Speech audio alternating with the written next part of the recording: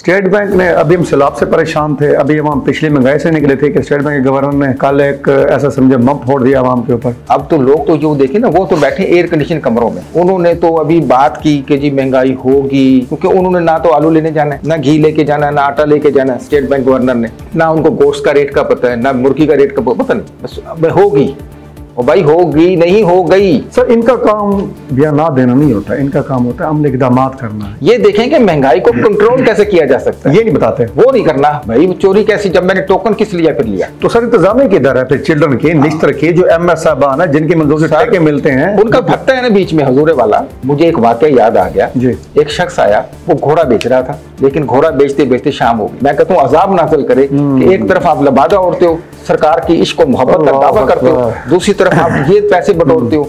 जो यहाँ तक के सरकारी स्कूल हैं उनके सरबराहों का काम होता है कि जो बच्चे हैं उनको डिसिप्लिन में रखने के साथ साथ उनको सहूलियात भी देना। लेकिन ये सर इतने महंगे महंगे ठेकों पे कैंटीन दे देनी, आप शुतर बेमार हो गया, बस ठीक है जी। यानी कि वक्ती फायदे के लिए जो कौम का मुस्तकबिल है उसको दो पे लगाया। सर कौम का मुस्तकबिल का अपना मुस्तकबिल सवर जाए ना, जाए भाड़ में। भारी मुआवजा रखकर ठेके दिए जाते हैं कि भाई इतना मुआवजा जब बढ़ेगा तो वो बोझ तो 10 रुपए वाला बिस्कुट तो बच्चे को 20 में मिलेगा। सर क्या स्टोरी है इन पीर साहब की अलमारूफ जिनसी बिल्ले की, यानी कि पीर साहब भी हैं जिनसी बिल्ले भी हैं, लेकिन पहले रक्षा ड्राइवर। रक्षी से जिनसी बिल्ला बना, वो बदकमाश होता है। सर रक्षा ड्राइवर की बदकमाशी क्या, जिसने माँ बाप को सताया उसने रक्षा चलाया। बिस्मिल्लाहिर्रहमानिर्रहीम। अस्सलाम वालेकुम नाज़रीन, मैं हूं शिराज वैसी और आप देख रहे हैं N News HD और N पॉडकास्ट पे हमारा प्रोग्राम करंट इशू, जिसमें हम बात करते हैं ताज़ा तरीन ख़बरों पे और उन मामलात पे जो आजकल हमारे लोकल सतह पे हमें दरपेश हैं और उनके जो पस मंज़र है उससे हमें आगाह करते हैं।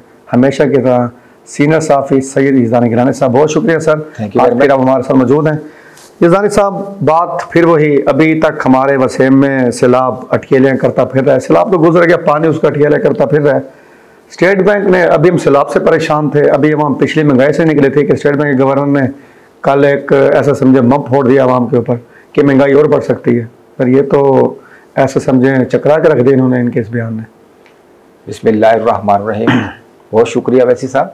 बात ये बरादर के होगी नहीं, हो चुकी है। आप कहेंगे जी वो कैसे? आप देखिए टमाटर का आज रेट तो पता करें, टमाटर क्या रेट है।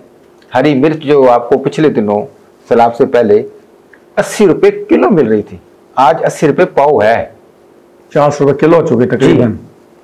आटे को देख लें, आटे का आपने अपना खुद प्रोग्राम किया। बिल्कुल सर, आटा महंगा हो गया, टमाटर महंगे हो गए। आलू को देखें, प्याज देखें, अरसा दराज से जब से अब प्याज बाहर नहीं जा रहा और आलू वगैरह नहीं जा रहे थे तो आलू 30-40 रुपए और प्याज बिक रहा था सर, बिक रहा था। आज प्याज 80 रुपए हो गया और जो आलू वो भी 80 हो गए, यानी 300 गुना रेट बढ़ गया, बढ़ चुका है इसी चंद दिनों में।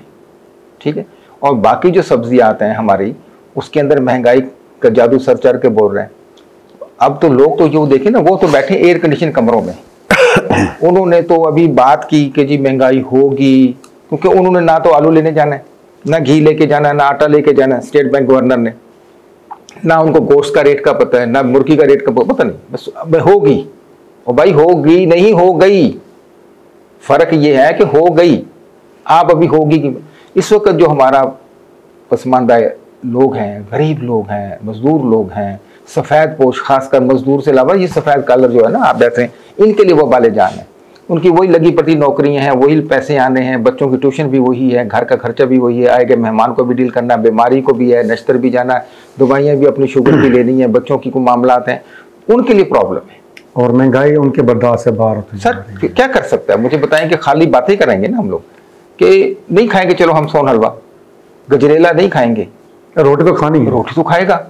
सर इनका काम बयान ना देना नहीं होता, इनका काम होता है अमल इक़दामात करना है। ये देखें कि महंगाई को कंट्रोल कैसे किया जा सकता है, ये नहीं बताते, वो नहीं करना भाई। महंगाई चलो ठीक है, सैलाब आ गया, सब्जी, अब देखो ना सब्जी वाले के पास जाते हैं, कहते जी सैलाब आ गया। अच्छा जी सैलाब, उससे क्या हुआ? टमाटर नहीं मिल रहे जी। आलू वाला कह रहे जी सैलाब आ गया, भाई आलू क्या हो गया जी? आलू नहीं मिल रहे। वो कल तक जो 20 रुपए किलो अरबी थी, ठीक है ना, आज अरबी का रेट, वो कहते जी खत्म होगी फसल। अच्छा इसी तरीके से जब आएगा आगे सीजन हमारा गन्ने का, वो कहेंगे जी काश्त नहीं है, गन्ना हमारा चला गया। भैंस वाला कहेगा भैंसे नहीं है, जानवर कसाई कहेगा जानवर सारे तबाह हो गए।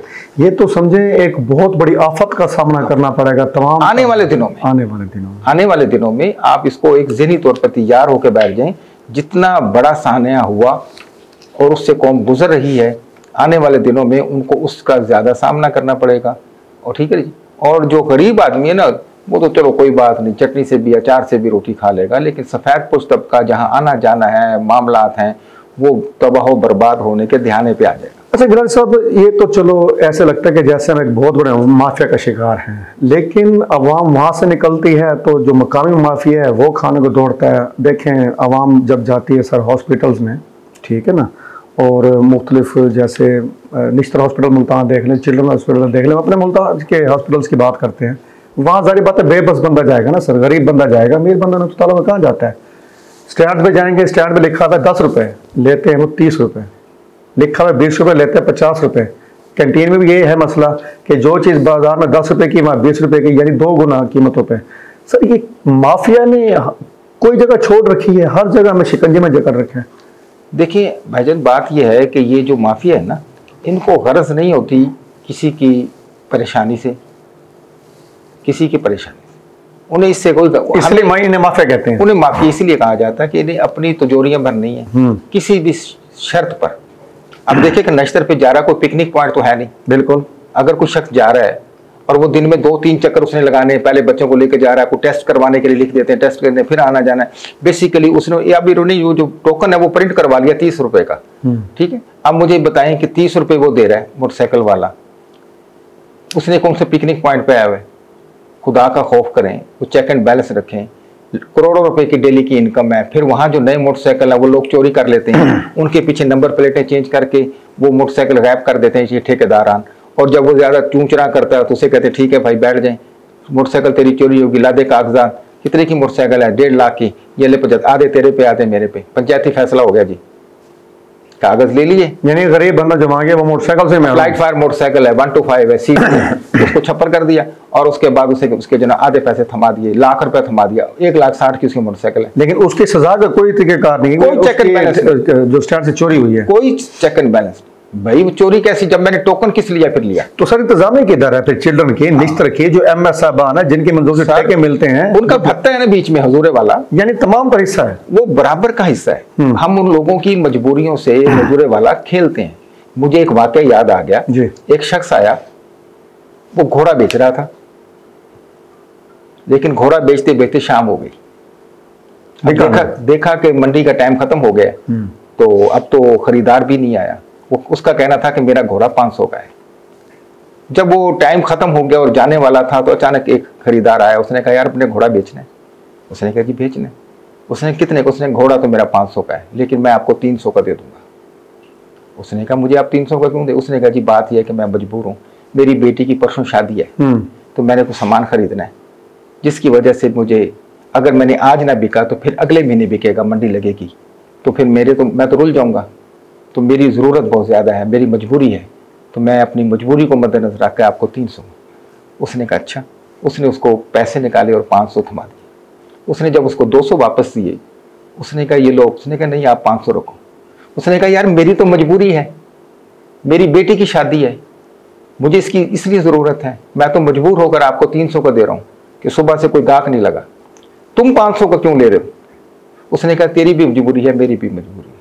तेरी मजबूरी है कि तू जरूरतमंद है, मेरी मजबूरी में जिस आका को, जिस नबी को, उसने कहा कि लोगों से चीजें खरीदनी, मजबूरियां नहीं खरीदनी, मजबूरियां नहीं खरीदनी। और आज हम इन्हीं आका की तालीमात पे अमल का दावा करते हैं। बड़े बड़े जुलूस निकले पिछले रबीउल अव्वल पे, हर बंदा आशिक रसूल बना हुआ था सल्लल्लाहु अलैहि वसल्लम। और मिठाई का रेट क्या था? मिठाई का रेट क्या था? और आप देखें वही जो लोग हैं जो नारेबाजी करते थे गुलाम है गुलाम है, और आज वो आवाम के साथ ये छड़ियाँ महंगी, झंडे महंगे, बैच महंगे, यानी हमने उसको धंधा बनाया है, कारोबार बनाया है। आशिकाने रसूल है, आशिकाने रसूल, कैसी आशिकी है।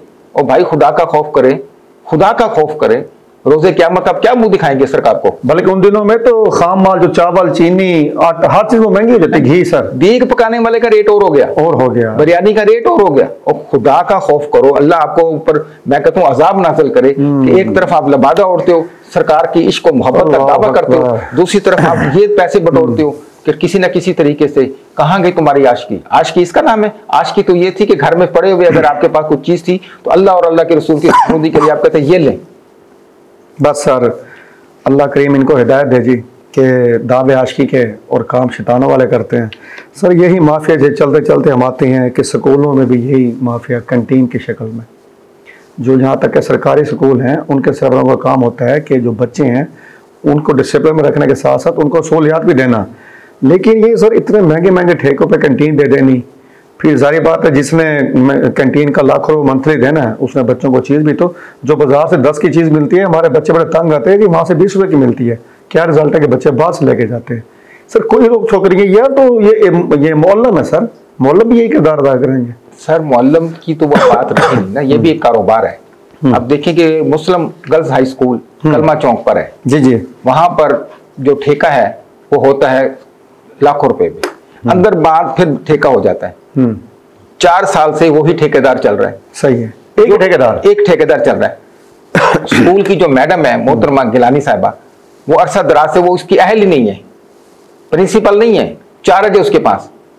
अच्छा बकायदा प्रिंसिपल नहीं है, सहमा साहबा के पास चार्ज है और वो चार्ज का इतना फायदा उठा रही है, एसी कमरे में बैठ गई है, झूठ रही है। अच्छा वो ठेका ले लिया और ठेकेदार ने आगे सब ठेकेदारों को दे दिया। मिसाल है कि गोलगप्पे आपने बेचने, दही भल्ले फलाने बेचने, यानी कि हर ठेकेदार ने छोटे छोटे ठेकेदार भर्ती कर दिए, जबकि ये कानूनन जुर्म है।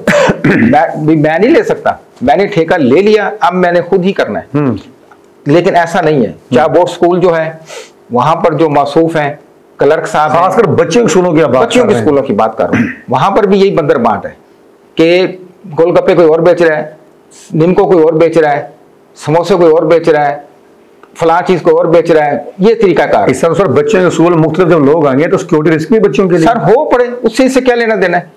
मैंने ठेका ले लिया, मैंने उसको जनाब पूरा करना है। और मुझे जब ठेके में ये शिक लिखी होती है कि आप आगे किसी ठेका नहीं देंगे, पैमरा रूल के अंदर शामिल है पैमरा रूल, लेकिन वो कौन पूछता है इसका मतलब है कि उन्हीं के जरिए सारा काम सब कुछ प्रिंसिपल मौसूफ जो क्लर्क होते हैं इन्हीं के आशीर्वाद से होता है।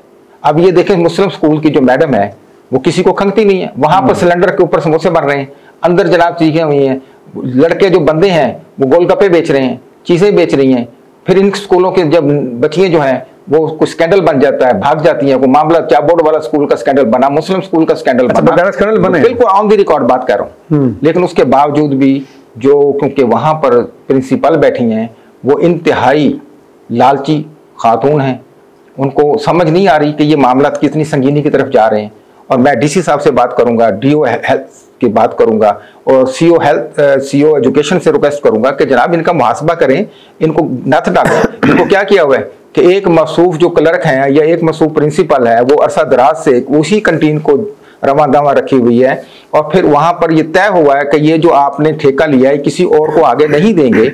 वो ठेका आगे 20 लोगों को दे दिया और वो जहन्नम में जाएं, पैसे पूरे करें ना करें, वो बच्चियों के साथ क्या सलूक करें, मनशियात बेचें। इसीलिए तो ये चीजें सामने आ रही मंजर-ए-आम पर। ठीक है, आप शुक्र बेमुहार हो गया, बस ठीक है जी। आप वक्ती फायदे के लिए जो कौम का मुस्तकबिल है उसको दो पे लगाया सर, कौम का मुस्तकबिल का अपना मुस्तकबिल सवर जाए ना, कौम का जाए भाड़ में।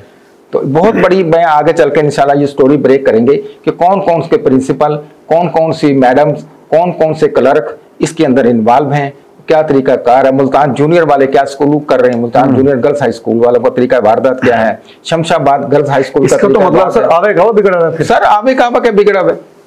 डीओ के पास आप जाके क्या करेंगे, सीओ हेल्थ, सीओ एजुकेशन को क्या कहेंगे, उनके पास अपने मामलात की, वो तो कागजी कार्रवाई में आज फला जगह विजिट कर रहे हैं। मैं वहां चला गया, मुझे कहा जी फला जगह गए हमने कहा चलो गाड़ी निकालो, गाड़ी निकाले, वहां गए, उस स्कूल का हम मैंने कहा, उन्हें कहा यहाँ तो आई नहीं है।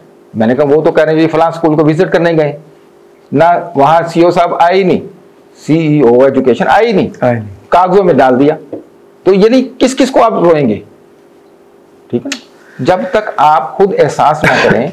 ठीक है ना। अच्छा, फिर वो जो आपने अभी बड़ी बात एक अहम की थी कि ये भारी मुआवजा रखकर ठेके दिए जाते, तुम्हें खुदा का खौफ नहीं है कि भाई इतना मुआवजा जब बढ़ेगा तो वो बोझ तो 10 रुपए वाला बिस्कुट तो बच्चे को 20 में मिलेगा। बेदारी मैंने कैसे करना है, बिल्कुल मैंने 10 वाला बिस्कुट 20 में बेचना है ना, मैंने 20 वाला बिस्कुट 40 में बेचना है, क्योंकि आपने मुझसे 20 लाख रुपए ले, लाख रुपए का महीना, बंदा पूछे 12 लाख रुपए में बिक सकता है ये। लेकिन ये उस वक्त के जो स्टाफ है जो कमेटी स्टाफ है, जो वहाँ कंटीन का जो मेंबरान है, उनको चाहिए सोचें कि नहीं भाई ऐसा नहीं होगा। शर्त यह है कि आपने 5 वाला बिस्कुट साथ में बेचना है, मेयारी बेचना है, कम रेट में बेचना है। अगर आपका ये मेयार गलत हुआ तो हम आपकी कंटीन सील कर देंगे। घी जो आपने इस्तेमाल करना है, क्षमा शुमा नहीं करना, मयारी करना, आपने सुल्तान करना है। और दूसरी तीसरी बात यह है कि आपने यहां तलाई नहीं करनी। सिलेंडर फट जाए कौन जिम्मेदार है, हादसा हो जाए कौन जिम्मेदार है, बच्चों पे घी गिर जाए कौन जिम्मेदार है, जगह पर तलाई करनी, जाए घर से करके लाएं। जो सेवियां बेचनी उसको चेक एंड बैलेंस हो, ठीक है ना, इमली ना बिके, बोतल ही नहीं बिकनी चाहिए, लेकिन यहाँ तो कुछ लेकिन तो सारा कुछ ऐसे ही है। गैर मियारी अशिया जो है वो कंटीनों में बिक रही है। क्यों कि ज़ाहिर बात मैंने इसलिए बेचनी है, मेरी मजबूरी ये है कि मैंने वो पैसे पूरे करने हैं, मैंने अपने बच्चों की रोजी भी कमानी है, मैंने वो स्टाफ को तनख्वाहें भी देनी है, इस वजह से मैं अपना धंधा जारी रखे हुए हूँ। गिलानी साहब ये तो घुटन है, अंधेर नगरी जो है। दही भल्ले गोलगप्पे होते हैं खासकर, आपको पता मैदा है, दही का करीब से इस्तेमाल नहीं है, ठीक है ना। बच्चे खा रहे हैं, बच्चों के बेदे खराब हो रहे हैं, बच्चों को फूड पॉइजन हो रहा है, और इसको फिलफोर तौर पर खासकर गोलगप्पों को तो स्कूलों में बंद होना चाहिए, बैन होना चाहिए। ये तो गिलानी साहब हम जो किसी भी इदारे की बात करें तो अंदर से तो ऐसे समझें को गंभीरी मामला निकलता है जो कि हमारी समझ से बाहर है। बहरहाल हम तो अपना सिलसिला जारी रखेंगे। अच्छा गिलानी साहब एक और भयानक इदार की बात करते हैं, बदनाम ज़माना जेली पीर थे सर पीर खालिद हमीद साहब। अच्छा जब मैं हमने इर्द गिर्द के लोगों से बात की तो बड़ा दिलचस्प नाम बताया उनके बारे में, जिनसी बिल्ला, पीर भी हैं और जिनसी बिल्ला भी है। एक तो सर ये बात। दूसरा से मुल्तान की बड़ी मशहूर मरूफ प्रोफेसर हैं प्रोफेसर जहां आरा फयाज साहिबा, उनसे सुना करोड़ों रुपए का फ्रॉड किए मसूफ ने। फिर जब अखबारात में खबरें तो गायब हो गए, लेकिन आजकल हमारे ज़राए ने हमें बताया है कि अपने इलाके फिर नज़र आ रहे हैं। सर क्या स्टोरी है इन पीर साहब की अलमारूफ जिनसी बिल्ले की? भाईजान बात यह है कि ये जो मसूफ हैं ये बेसिकली रिक्शा ड्राइवर थे, यानी कि पीर साहब भी हैं जिनसी बिल्ले भी हैं, लेकिन पहले रिक्शा ड्राइवर थे। रक्षे से जिनसी बिल्ला बना, जिनसी बिल्ले से पीर बन गए। बात सुन, हर रिक्शा ड्राइवर जो है वो बदकमाश होता है। सर रिक्शा ड्राइवर की बदकमाशी से क्या? जिसने माँ बाप को सिखाया उसने रिक्शा चलाया। सर अच्छे लोग भी चला रहे हैं, कोई बात है, उसमें 10-20 आ जाते होंगे, लेकिन अक्सर ये खुद लिखा भी देखते हैं। नहीं, खुद कहते हैं जिसने माँ प्यो को सिखाया उसने रिक्शा चलाया। अच्छा अब ये रिक्शा तांग झांक इनकी मजबूरी है क्योंकि इन्होंने चारों पे चलना फिरना। अच्छा उसके बाद ये मसूफ रिक्शा से चल रहा था, चलाते इनकी जो बेगम थी इरशाद माई, वो प्रोफेसर के घर नौकरानी थी, प्रोफेसर जहां फयाज के उनके घर नौकरानी थी। उनकी फिर इनके साथ शादी हो गई। जब शादी हो गई तो उनको एक मकार शोहर मिल गया। जब मकार शोहर मिल गया तो उसने कहा भी आओ कुछ इस पर कहानी डालते हैं, क्योंकि जो मोहतरमा प्रोफेसर हैं उनका मियाँ भी प्रोफेसर है, उनके जो 2 बेटे हैं वो भी प्रोफेसर हैं। अच्छा बड़ा पढ़ा लिखा खानदान। अच्छा मोहतरमा को जो प्रोफेसर साहबा के अंदर एक मसला ये था कि वो आशिकाने रसूल हैं, रूहानियत की तरफ माइल थी। दूसरी बात ये थी कि वो हजूर सरकार दो आलम सल्लल्लाहु अलैहि वसल्लम और अहले बैत की दीवानी है और गौसे पाक का मिलाद करवाना घरों में, उनके नाम पर लोगों अपने अमले को पैसे देने, राशन देना, यानी कि काफी हद तक अरसा दराज से उनका ये वतीरा है। अच्छा इन्होंने देखा इसकी बीवी ने अरशाद भाई ने कि ये तो इनकी ये कमजोरी है, तो इसकी एंट्री हुई। इसने कहा कि मेरे पास गौस पाक ख्वाब में आते हैं। पीर साहब कहते हैं, ड्राइवर फरमाते हैं, जिनसी बिल्ला कहता है कि मेरे पास गौसे पाक ख्वाब में आते हैं। वो बड़ी मुतासर हुई, उसने इसको इज्जत दी, प्रोटोकॉल दिया, इवन रक्षा लेके दे दिया। पहली किस्त में किराए के रक्षे से ये मसूफ रक्षे के मालिक बन गए। उसने कहा ये तो भाई जिसके अंदर बुजुर्ग आते हैं। इसने कहा जी मैं चिल्ला काटता हूँ, मैं ये करता हूँ, मैं दरबारों पे जाता हूँ, मैं फलां जाता हूँ। फिर इसने वक्तन फवक्तन उनसे 90 तोले सोना ले लिया, जो सोने की डलियां उन्होंने रखी हुई थी कि जी आज बीबी पाक आई ख्वाब में। सर बीबी पाक ख्वाब में आई ना हज़रत फातिमा ज़हरा, उन्होंने कहा कि जी ये मेरा मसला, मुझे ये मेरे आज फलां दरबार पे ये चिल्ला चढ़ाना, आज फलां को ये हदिया देना। वो उसको समझ नहीं आई। वो अच्छा वो कह रही थी कि जी मुझे ये ख्वाब में कब आएंगे, पंचतन की ज़ियारत कब होगी, गौसे पाक की ज़ियारत कब होगी, अली मुर्तज़ा की ज़ियारत कब होगी, मौला अली की ज़ियारत कब होगी।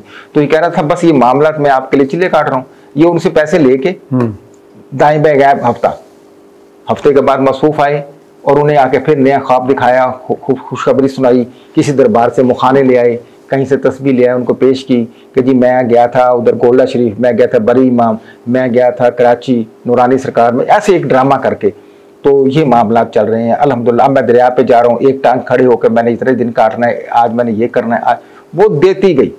वो कहती मुझे समझ नहीं के साथ पढ़ लिखी खातून ज़ैफ़ुल इत्क़ादी भी, ये कुछ सर बात नहीं है जिसका इम्कान का यकीन होता है ना। मुझे बताएं कि साहबा ने क्या किया, कैसी आप बात कर रहे हैं। यकीन, जब यकीन इंसान का कामिल हो जाता है ना, तो हुजूर ने फरमाया घर पे क्या छोड़ के आए? उसने कहा मैं अपने अल्लाह और अल्लाह के रसूल को छोड़ा हूँ, सब कुछ उठा लाया हूँ, बच्चे छोड़ आया हूँ। यानी प्रोफेसर साहब का यकीन भी उस मकाम पे था, मकाम आला पे था। मर्तबे की बात है ना, यकीन की, ठीक है ना। उनका एक तो तालीम याफ्ता। आप बार बार लोग मुझसे सवाल करते हैं कि ये जी प्रोफेसर ने भी, एक 70 साल की औरत ने ऐसे पैसे कैसे दे दिए 60 साल के पर। और भाई जब इंसान को आखिरत नजर आ रही हो और तालीम का वजदान उसे कह रहा हो कि मेरा ओढ़ना बिछोना इस पंचतन पाक के शरीयत है, हमारी बख्शिश इन्होंने करवानी है, कल क़यामत के दिन हम इनकी वजह से सुरखरू होंगे, कल जो कलमा हमने पढ़ा है वो इनके नाना का पढ़ा है, तो भाई अगर वो उसने क्या जुर्म किया? ये उसने कोई जुर्म नहीं किया। इश्क में मार खा गई, इश्क में मार खा गई अहले बैत की, गौसे पाक की। लेकिन ये भयानक किरदार के वो इश्क के पर्दे में उनके साथ फ्रॉड करता रहा, मुकद्दस हस्तियों के इश्क के पर्दे इश्क के नाम पर इश्क के नाम पर कि मेरे अंदर हजरत अली आते हैं, मौला अली आते हैं, मेरे पास इमाम हुसैन आते हैं, ये हस्तियों के नाम लेकर वो कहती, वो कुरान पाक पर हाथ रखा। पिछले दिनों वो यहाँ तशरीफ लाई हमारे जो मैं हमारे इदारे के हमारे तबरकात की ज़ियारत पर।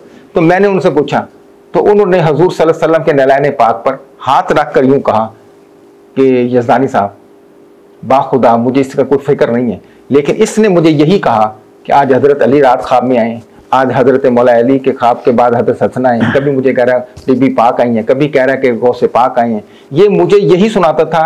मैं तो इसके पाँव में बैठने के लिए तैयार थी कि मैं गुनाहगार ख्वाकार जो इंसान हूँ, बदकार इंसान हूँ, ये तो मुझसे कई गुना अफजल है जिसको सरकार दो आलम के लोग, यानी कि प्रोफेसर साहब के इश्क की मिराज ये मिराज थी। इसने उनको लूटा, बेईमानी की। यहाँ सीसीबी को चाहिए कि फौरी तौर पर इसको कैफरे किरदार तक पहुंचाए। FIR भी उसकी दर्ज नहीं हो रही है। लोग पुलिस वाले कहते हैं ये तो आपने दिया। और भाई खुदा का खौफ करो, इसकी इन्वेस्टिगेशन तो कर लो। क्या देखो कि औरत की उम्र देखें, उसकी तालीम देखें, उसका प्रोफेसर, उसने सारी जिंदगी तालीम दी है, वो एक मसीहा है, उसने हमारी नई नस्ल कितनी लाखों बच्चियों को पढ़ाया इस 50 साल में।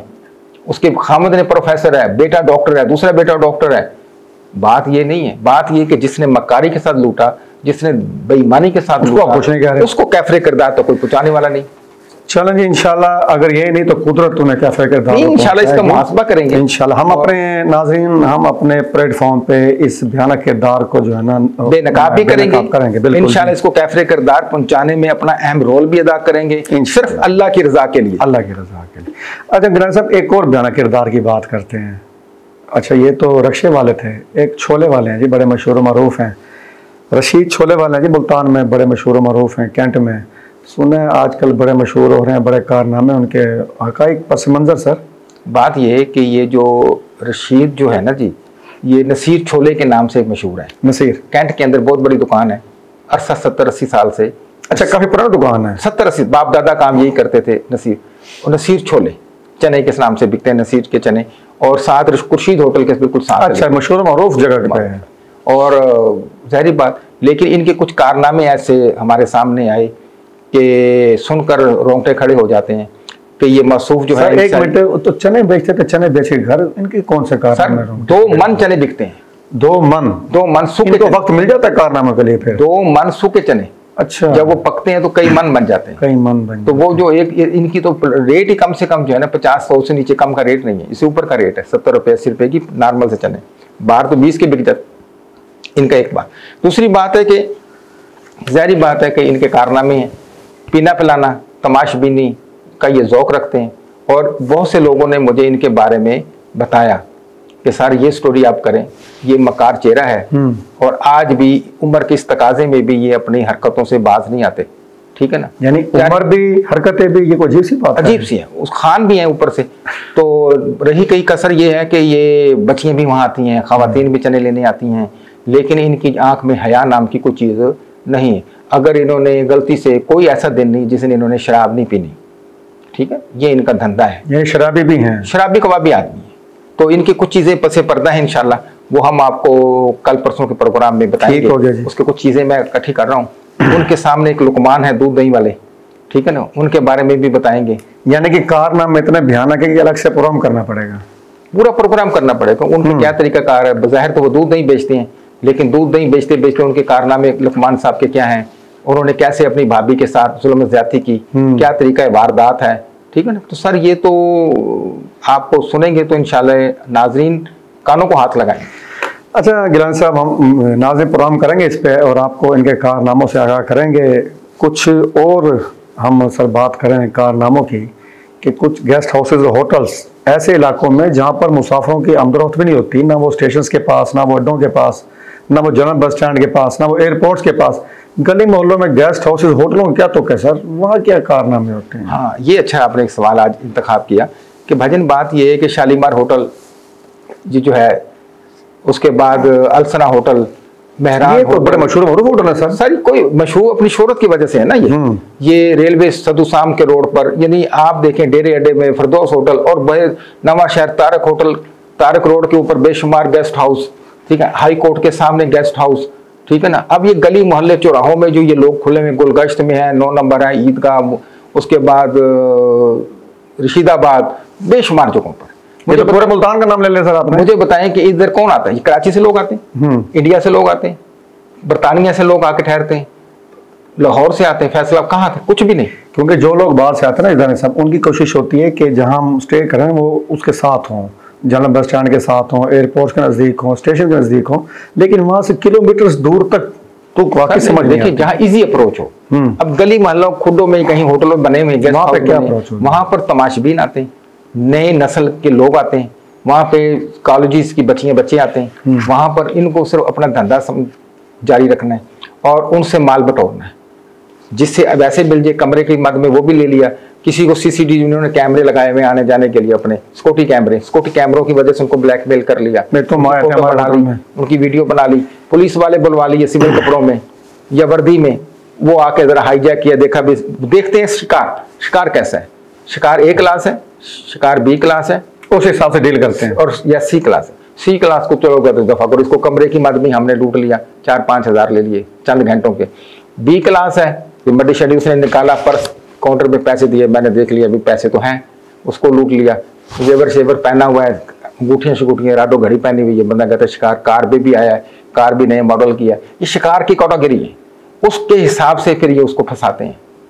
ठीक है, इंशाल्लाह इस पे अगला प्रोग्राम करेंगे। इसका मतलब है नाज़रीन गिलानी साहब, आज के जो हमारा प्रोग्राम है इसमें से कई ऐसे प्रोग्राम निकल सकते हैं जिनमें इश्यूज पे हमने बात की, बड़े बड़े शुरफा इसमें मुलव्वस हैं।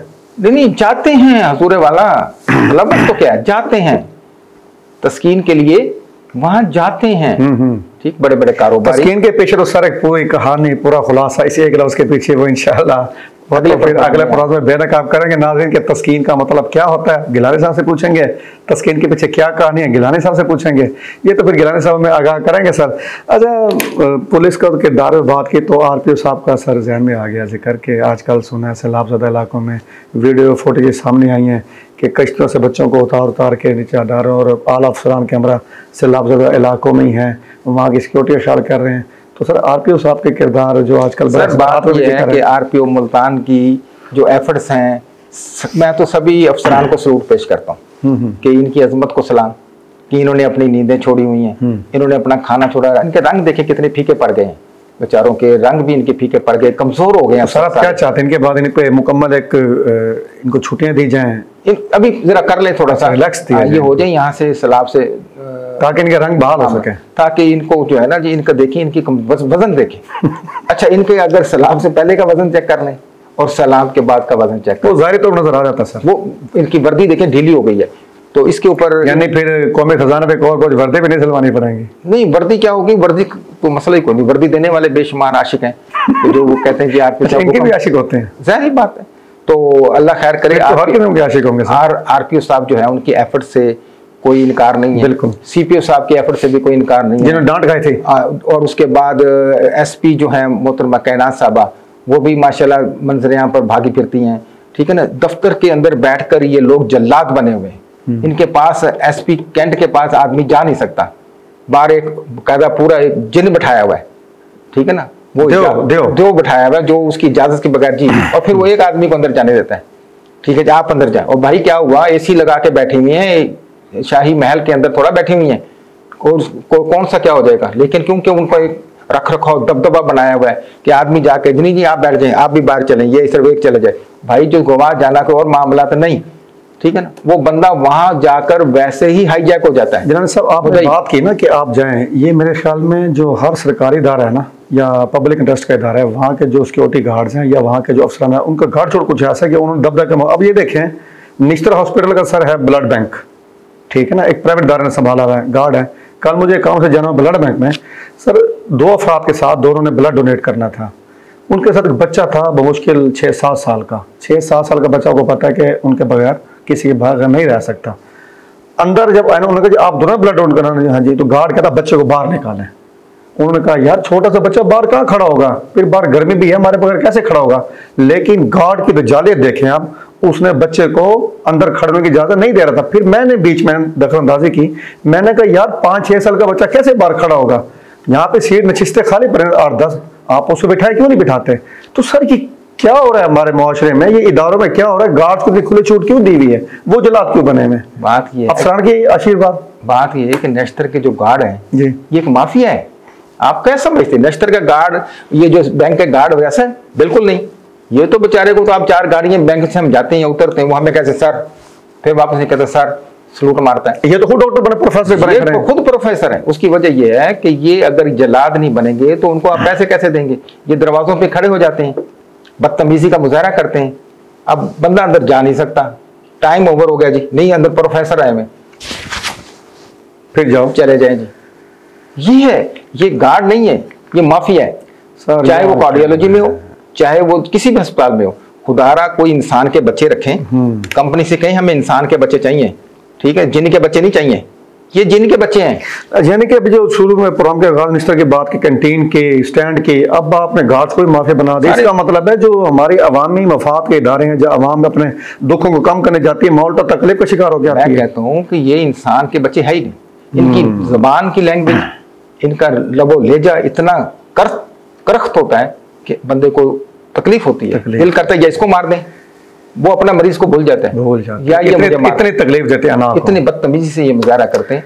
ठीक, बहरहाल गिलानी साहब, हम तो अरबाब इख्तियार जो है इदारों से गुजारिश कर सकते हैं, लेकिन हम अपने इस N News HD के प्लेटफॉर्म से अपने मिशन जो है वो इस जारी सारे रखेंगे, भयानक किरदारों को, माफियाज को बेनकाब करते रहेंगे। गिलानी साहब बहुत शुक्रिया, आज अहम इशूज पे बात की। नाज़रीन, कल से दोबारा नए इशूज के साथ, नई खबरों के साथ, अवामी मसाइल से जुड़े जो मामलात हैं उन पे एक नए प्रोग्राम के साथ आपकी खिदमत में हाजिर होंगे, लेकिन आपके फीडबैक के भी मुंतज़िर रहेंगे। इजाज़त चाहते हैं, अल्लाह हाफिज़।